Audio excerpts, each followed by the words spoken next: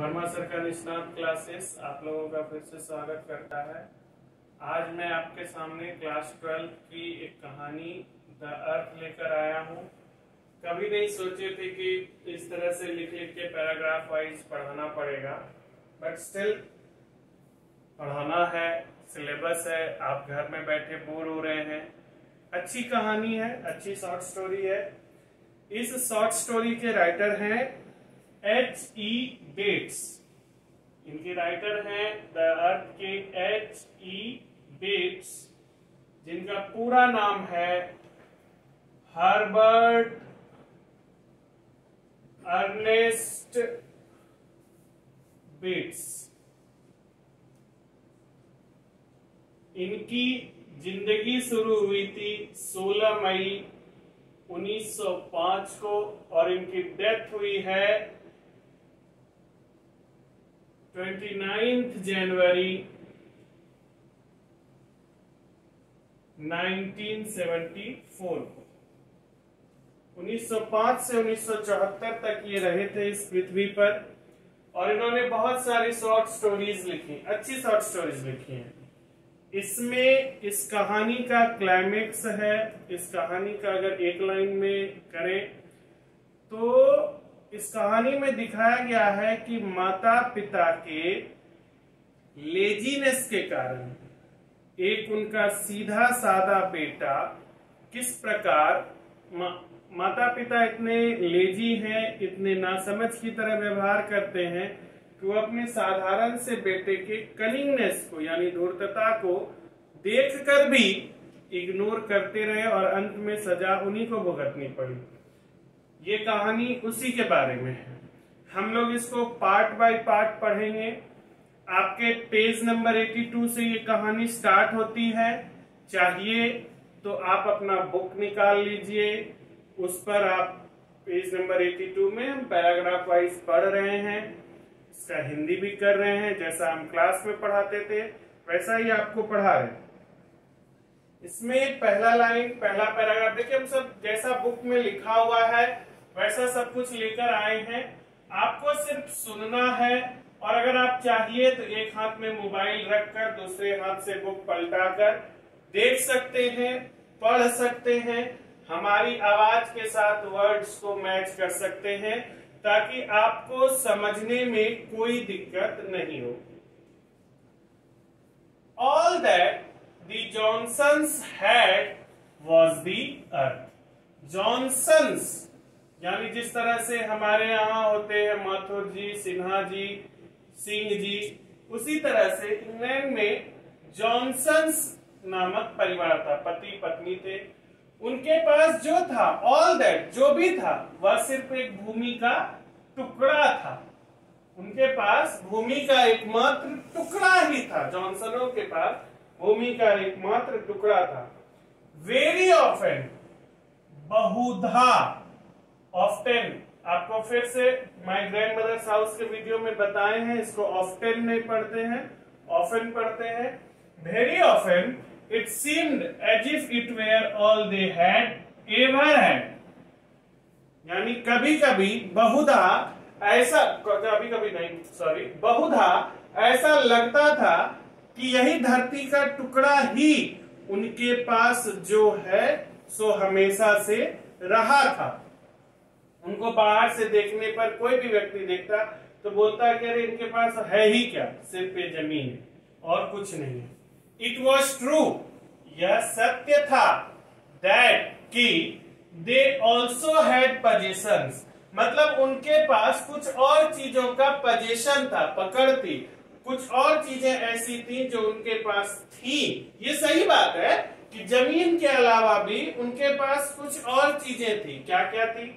एक प्लो यानी कि एक हल था, एक टू व्हील्ड कार्ट, दो पहिए वाली गाड़ी थी, कार्ट मतलब गाड़ी, टू व्हील्ड कार्ट, टूल्स कुछ औजार, हथौड़ी, आरी, हल चलाने के लिए जो भी चीज चाहिए, नट, ये सब भी थी। अ बोनी ब्राउन मेयर, एक भूरी घोड़ी थी जिसकी भी हड्डियां दिखने लगी थी।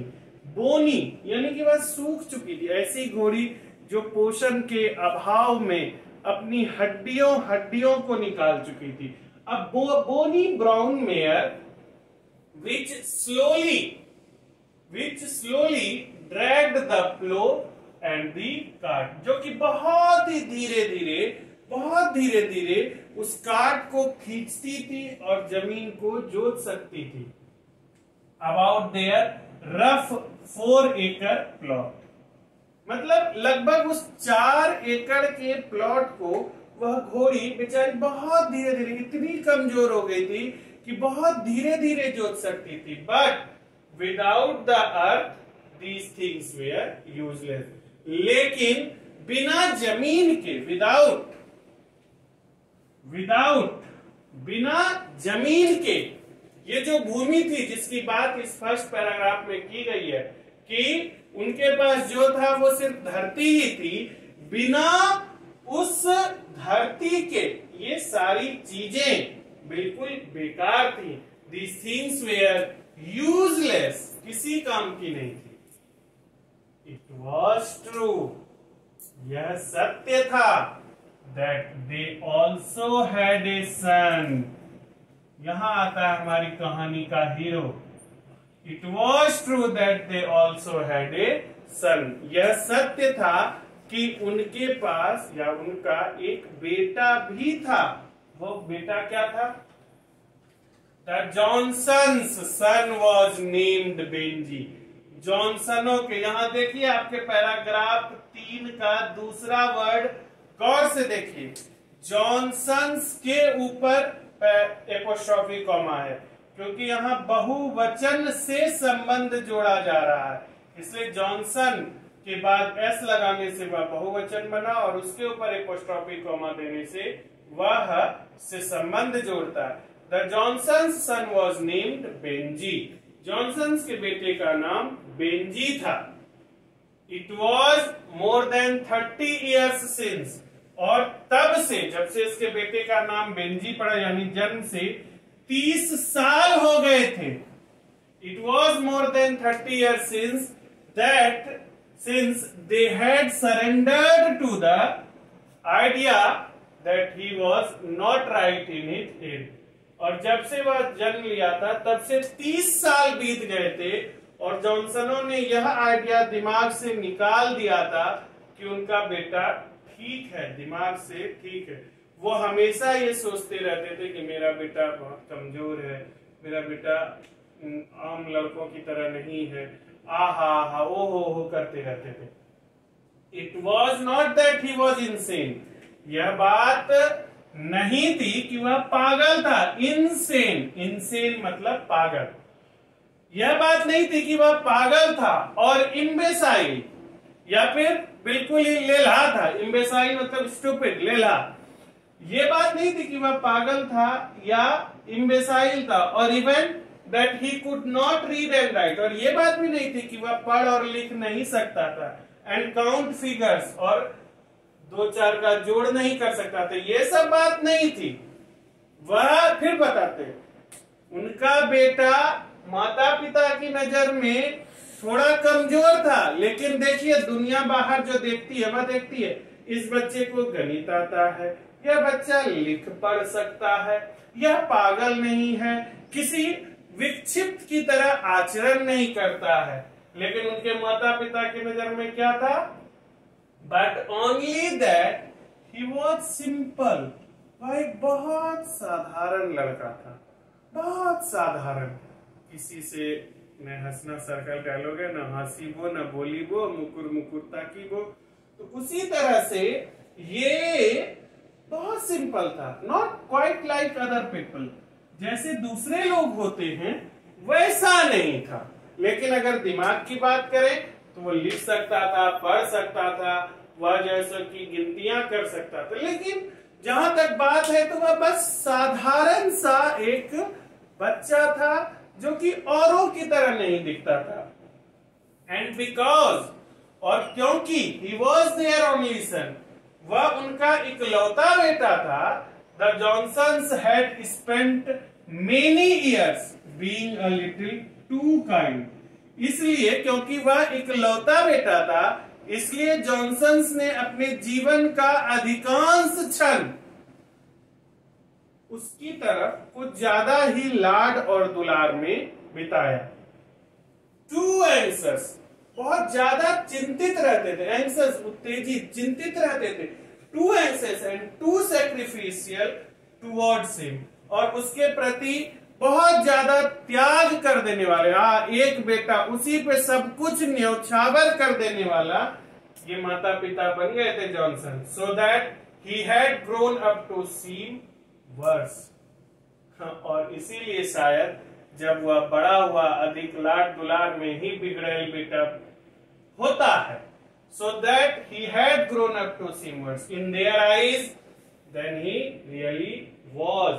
और यहां पर इस लाइन का मतलब है जितना वो समझते थे धीरे धीरे इनकी नजर के सामने वह और गिरते चला गया। मतलब कि ज्यादा ध्यान देने के साथ साथ ये घटना भी हुई कि जितना साधारण वह अपने बच्चे को समझते थे, यह समझना उनके लिए और बढ़ते गया, जो कि अंत में माता पिता को ही अंधा कर दिया कि बच्चा आपका खराब नहीं है, और इस बात को वो देख ही नहीं सके कि बच्चा हमारा खराब ही नहीं है। In their eyes than he really was, जितना खराब वो था उतना खराब किसी और लहजे में, किसी और पर्सपेक्ट में देख ही नहीं सके।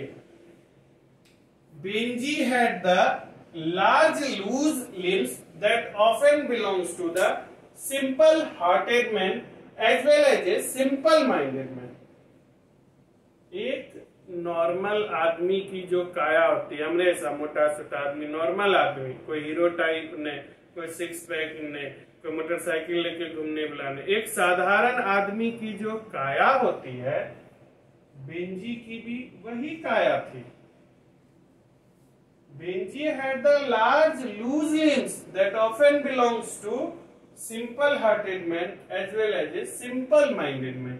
एक साधारण व्यक्ति की जो काया होती है, बेंजी की भी वही काया थी।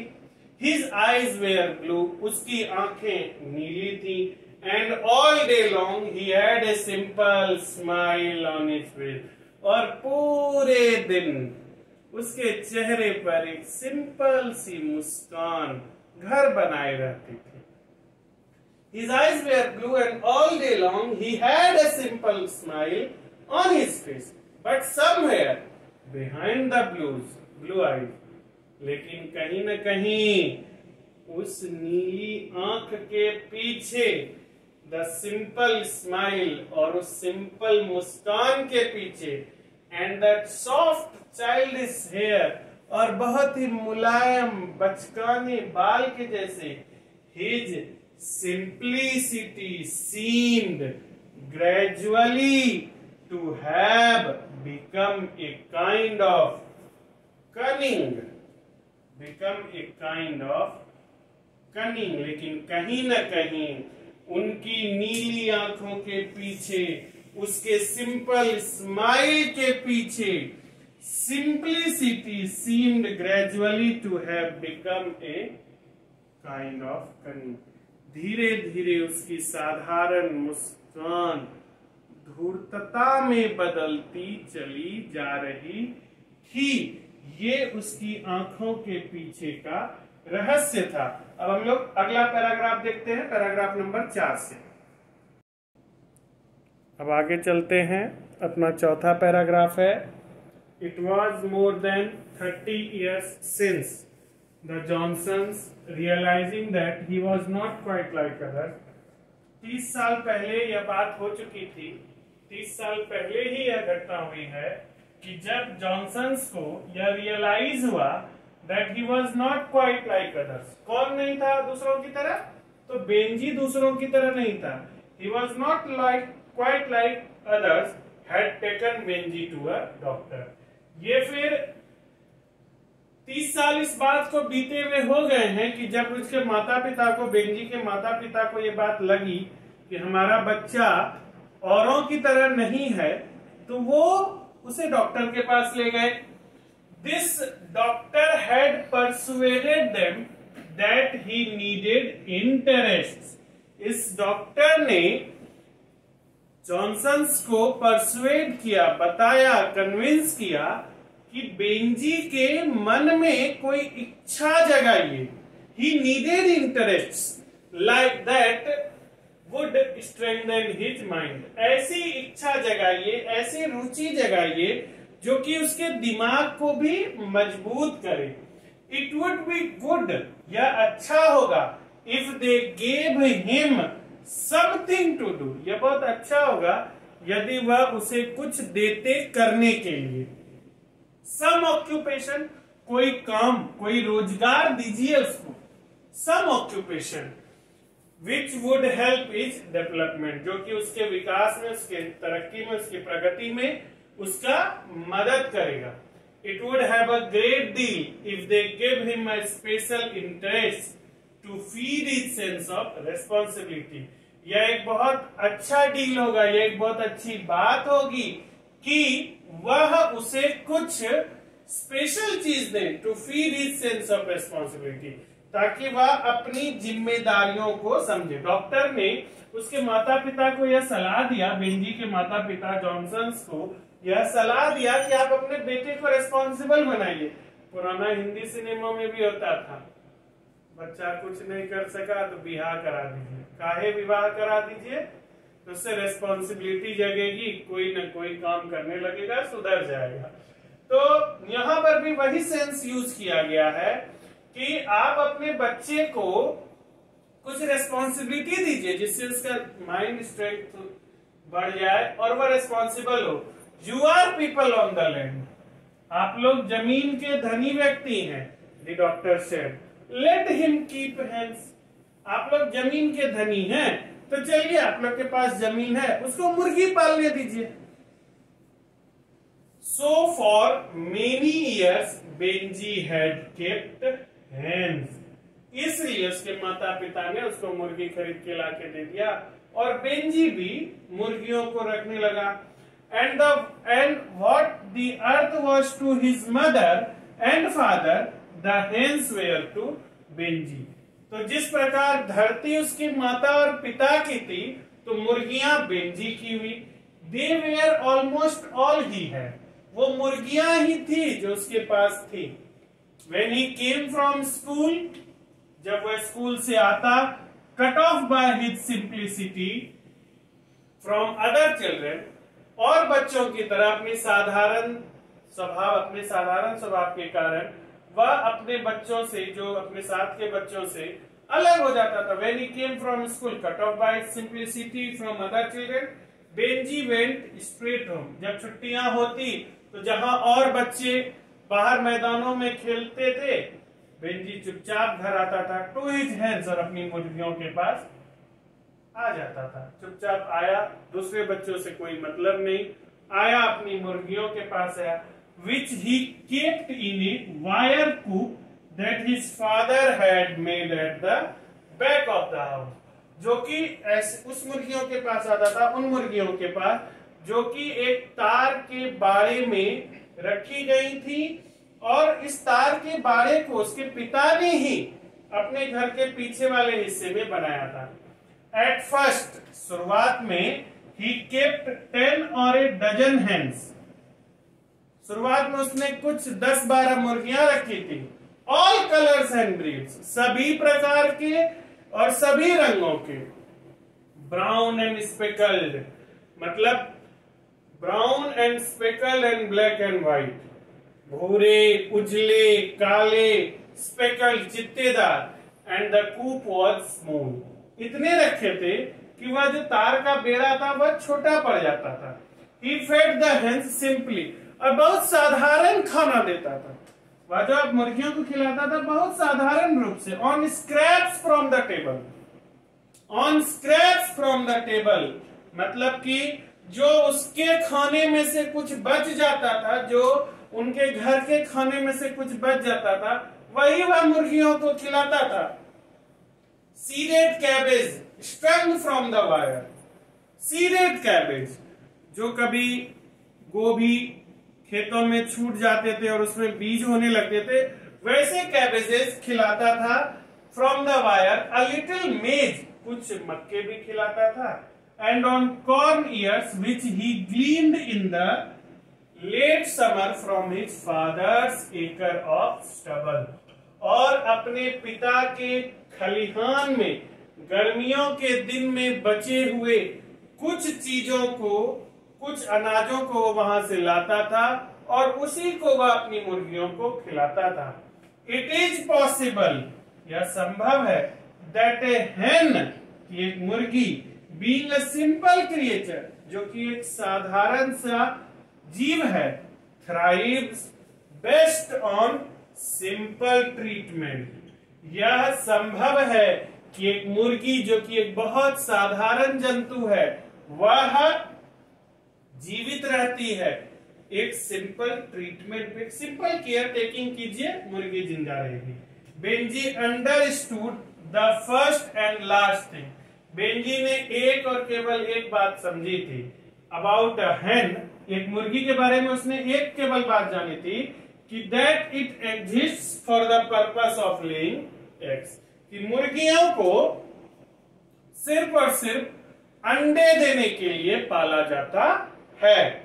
इन दोज डेज, ये उन दिनों की बात है, इन दोज डेज, ये उन दिनों की बात है, this simple process had not become scientific nor had it become highly complicated and commercialised. यह उन दिनों की बात है जबकि मुर्गियां पालना एक साधारण सी बात होती थी। आज के युग में जहां मुर्गी पालन को इतना प्रोत्साहन मिल रहा है, इतने सारे वैज्ञानिक तरीके आ गए हैं, व्यापारिक गतिविधियां आ गई हैं मुर्गियों के साथ, इतनी सारी बातें, इतना सारा घुमाव फिराव इस पेशे में नहीं था, इसलिए यह अपने साधारण से मुर्गियों को रखता था और जिंदा रहता था। एग्स वेयर चीप, अंडे सस्ते थे, hence mysteriously pegged nourishment of the bare earth, और जो है मुर्गियां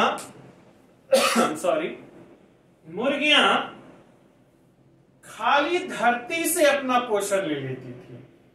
दे sat in a homemade nesting box on straw and laid the eggs expected of them, घर में बनाए गए लकड़ियों के डब्बे में वो बैठती थी और वहीं अंडा देती थी, वहीं उनका जीवन चलता था, धरती से नरिशमेंट लेती थी। खिलाने पिलाने में बेंजी साधारण दिमाग का लड़का, वह यह जानता था कि सिंपल सा खाना खिला और सिंपल सी मुर्गी पलेगी, और मुर्गियों का काम है अंडे देना, वो अंडे देगी।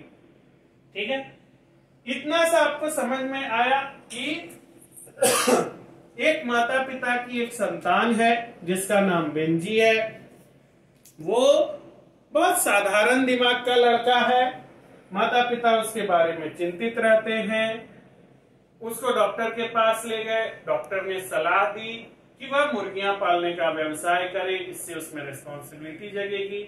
तो माता पिता ने डॉक्टर की बात मानकर उसे मुर्गी पालने के लिए दिया।